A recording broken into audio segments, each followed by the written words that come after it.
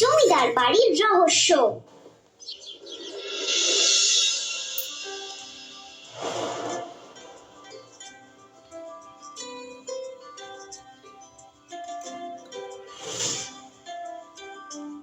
এই সুন্দর পুরনো জিনিসগুলো ছিল, তাই না? হ্যাঁ, আবার কতগুলো জিনিস ছিল, 100 বছরেরও বেশি পুরনো। আমি একটা পুরোনো দিনের আলমারি দেখলাম। আমিও ওই আলমারিটা দেখেছি। আমার যে জিনিসটা দেখে গায়ে কাঁটা দিচ্ছিল সেটা হলো প্রীতিলতার ওয়াতেদারের ব্যবহার করা বই দেখে। এই জিনিসগুলো আমাদের ইতিহাসের সাক্ষী। এই সব কিছুর জন্য কিন্তু তোজোকে থ্যাংক ইউ বলতেই হবে। তোজো যদি আজকে হেরিটেজ হলে এই প্রদর্শনীটা চলছে না জানাতো, আমরা কিন্তু বিশাল মিস করে যেতাম। তোজো, ক্রেডিটটা সম্পূর্ণ তোর। আমি না ওখানে একটা দারুণ সুন্দর আয়না দেখেছি। ওটা 1870 সালে বাগদা প্রদেশে রানী ব্যবহার করতেন। কি সুন্দর মণিমাণিক্য বসানো। আমি বাবাকে বলবো ওই আয়নাটা কিনে দিতে। আমি ওদের মুখ দেখবো, আমিও রানী রানী দেখতে লাগবে। শোন তিন্নি, তার জন্য মুখটাও সুন্দর দেখতে হওয়া উচিত।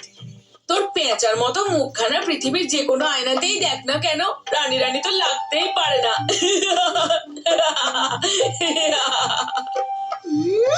তবে রে দুষ্টু ছেলে কোথাকার। আরে তোরা ঝগড়া করিস না, থাম থাম। আচ্ছা, তোরা জানিস আমার জেঠুরও এইসব পুরনো জিনিসপত্র কালেক্ট করার খুব শখ।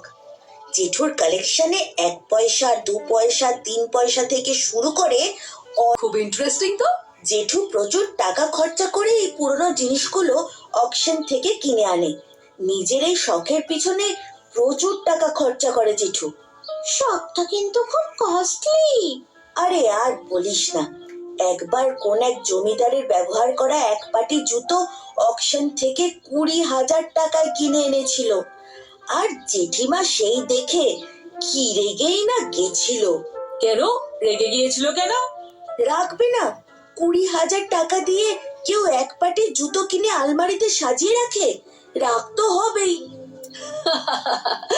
একদম ঠিক কথা বলেছিস। পুকাই, তোর এই জেঠু নতুন বাড়ি কিনলো না, যার গৃহপ্রবেশের অনুষ্ঠানের মিষ্টি আমাদের এনে খাইয়েছিলি? হ্যাঁ, এই তো কিছুদিন হলো কিনেছে। আর বলিস না, সেই বাড়িটাও নাকি এক পুরনো জমিদার বাড়ি। তাই? জমিদার বাড়ি? হ্যাঁ, আমি যাইনি, কিন্তু বাবা মার মুখে শুনেছি বিরাট বড় থামওয়ালা বাড়ি। বাড়িতে ঠাকুর দালান, ঝুল বারান্দা, কত কি না আছে। আমার তো শুনেই যেতে ইচ্ছে করছে রে। চল না পুকাই, তোর জেঠুর বাড়িতে একদিন গিয়ে থেকে আসি। সে তো করাই যায়, চল। এই সামনের শনিবার চলে যাই। শনি রবি ওখানে থাকবো, সোমবার এমনিও স্কুল ছুটি। আসলে দাদা দিদিরা কেউ এখানে থাকে না তো, সবাই পড়াশোনা বা চাকরি সূত্রে বাইরে। জেঠু জেঠি এখানে একাই থাকে। যদি আমরা গিয়ে 1-2 দিন থাকি, জেঠু খুব আনন্দই পাবে। ঠিক আছে, তাহলে ওই কথাই রইলো। আগামী শনিবার আমরা 4 জনে মিলে জেঠুর বাড়ি যাব।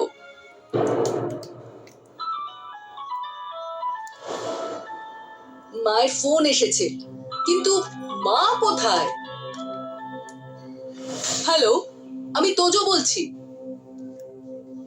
তাই নাকি? আমি তো ভাবতেও পারছি না, হঠাৎ কি এমন হলো। ঠিক আছে, আমি এক্ষুনি সবাইকে পার্কে জড়ো হতে বলছি, সেখানেই বাকি কথা হবে।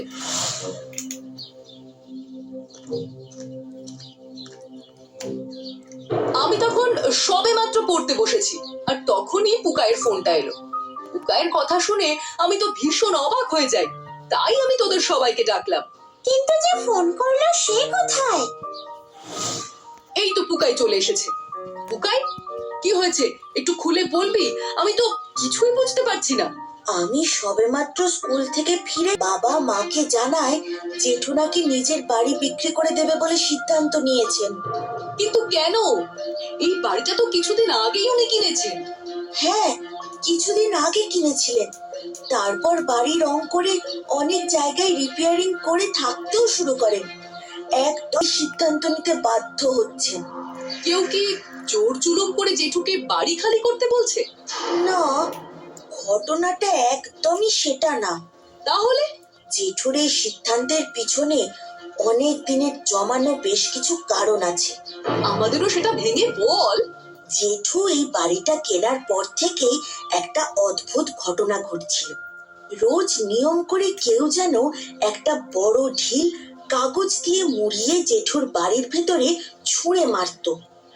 যখন যখন জানলা খোলা থাকতো তখন ওই ঢিলটা সোজা ঘরের মধ্যে এসে পড়তো, কিন্তু যখন জানলা বন্ধ থাকতো তখন জানলার কাঁচ ভেঙে ঘরে ঢুকতো। এই জন্য বাড়ি কেনার পর থেকে জেঠুকে অনেকবার বাড়ির জানলার কাঁচ সারাইও করতে হয়েছে। জেঠু প্রথমে ভাবতো নতুন এলাকা, তাই বোধহয় এখানকার লোকজন বা বিশেষ করে বাচ্চারা জেঠুকে উৎপাত করার জন্য এই কাজ করছে। এই জন্য জেঠু ব্যাপারটা খুব একটা গায়ে মাখেনি। কিন্তু সমস্যা শুরু হয় লাস্ট কয়েকদিন ধরে। এই সময়ে জেঠুর কাছে যে ঢিলটা আসছিল তার গায়ের কাগজটা কিন্তু আর আগের মতো সাদা বা ব্ল্যাঙ্ক ছিল না। তাতে বড় বড় করে রক্ত দিয়ে কিছু লাইন লেখা থাকতো। কি লেখা থাকতো? বাড়ির পিছনের ডোবাতে চেয়ারটা রাত্রি 2টোর সময় ফেলে দিয়ে আসবে, তারপর আর পিছন ফিরে তাকাবে না, তাকালেই মৃত্যু। সে কি কথা?